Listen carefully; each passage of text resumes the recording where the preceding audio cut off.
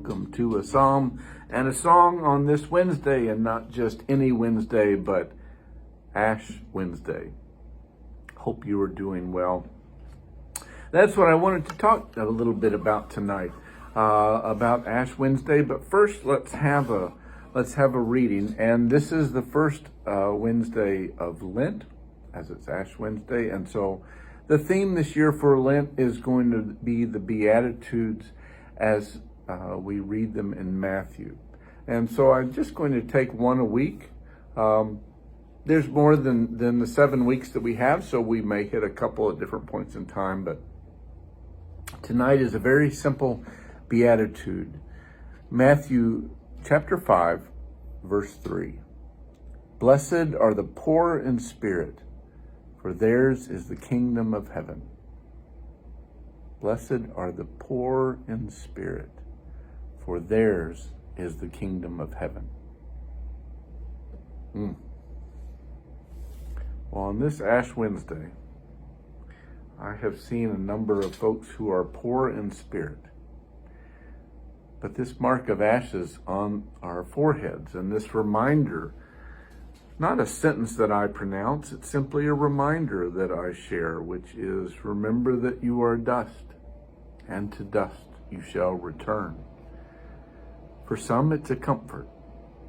For some, I assume it's something resembling a threat, a reminder that death is coming for us all.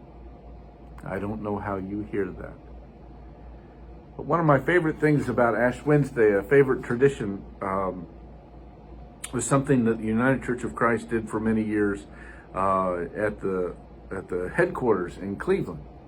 And at the headquarters of the church, of course, were all the church offices and the Amistad Chapel there on the main floor.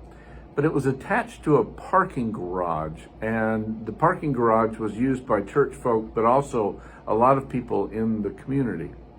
And so on Ash Wednesday, any number of clergy would robe up in stoles and place themselves in the corridor as people would park their car in the morning and then head out onto the city streets to go to wherever they were going. And it wasn't a stand in their way. It was not blockading them from getting out, but it was standing and being available, holding ashes, and being at the ready to share the ashes, the imposition, right, of ashes. And I always thought how great that was.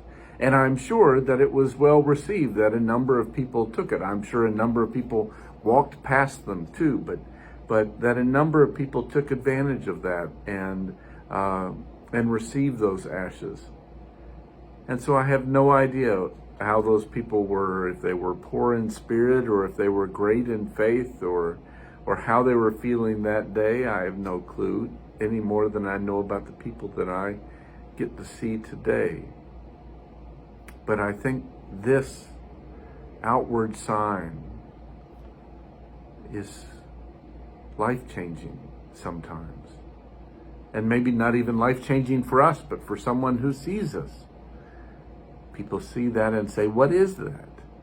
We think everybody knows what Ash Wednesday is, but in fact, a lot of people wonder, what on earth is that smudge on your forehead? And it's a chance to share a little bit of the story of our faith, isn't it? A little bit about Lent, which leads to a little bit about Easter, which may lead to a little bit about your faith. An opportunity to share with a world that is somewhat hopeless, certainly feels hopeless at times. It's good to share faith with those who have no hope. So those people, our church office has moved, and we're no longer there by the parking garage. But I'm sure that they're still finding a way to share Ash Wednesday as we are sharing Ash Wednesday tonight. But I hope that you find the opportunity to have someone share their faith with you, their practice with you, and that you can do the same. So this is a hymn that's a good hymn for Lent. I know we've done it before, maybe somewhere, but that's okay. It's called Take My Life and Let It Be. And we'll sing through this first verse twice. How about that? Take my life and let it be consecrated, Lord, to Thee. Take my hands and let them move at the impulse of Thy love, at the impulse of Thy love. Try it together. Take my life and let it be consecrated, Lord, to Thee. Take my hands and let them move at the impulse of Thy love, at the impulse of Thy love. What a beautiful prayer that song is, too. I hope this season of Lent finds you well. If today is a day that you begin a Lenten practice, maybe you give something up, maybe you add something new, maybe you make a change in your life, not forever, but just for the next 6 weeks. This is a good way to practice. I hope that you find something today that gives you some hope. That is my prayer. And if you have the opportunity to have someone place some ashes on you and remind you that you are dust, and to dust you shall return, then my prayer is you hear that as a promise and a joy and a gift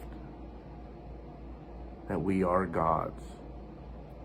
All of us belong to God, and that we return to God.